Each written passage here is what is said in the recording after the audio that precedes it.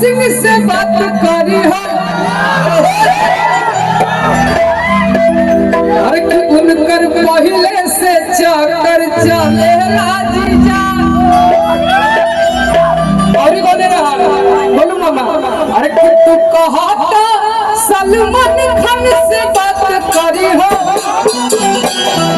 तो कटरीना से कहते लेकिन गाना में तुझे कहला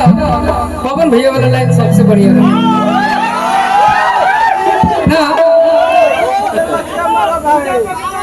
हमके बड़ा माने ले हमार बड़ भैया हम भी सबके माने ले जितना वो दिखते हैं और जैसे माहौल में वो रहते हैं उनसे जो जाके पर्सनली मिलता है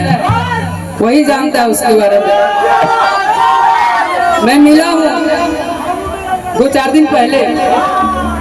और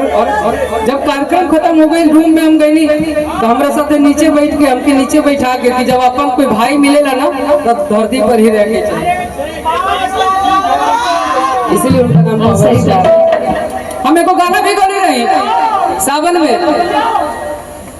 और किस घवा में यूपी बिहार चल ले और कि जान धरे बाबर स्टार चल ले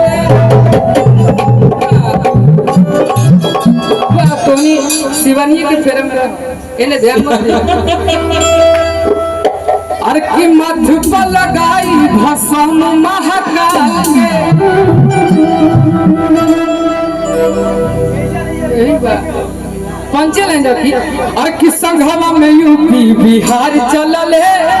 तो जान धरे पावर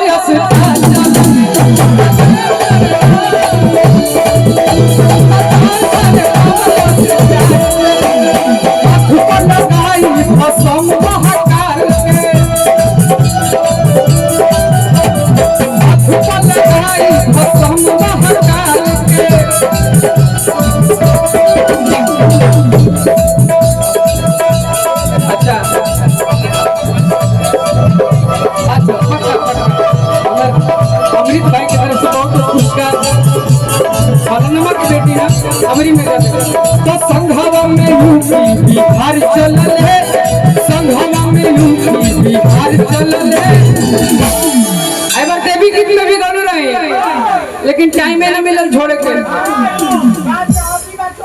अरे की पूजा करे मैया के दुआर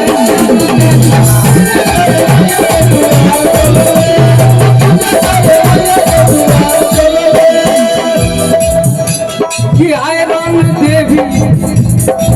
कि हमर बाबर स्टार चलले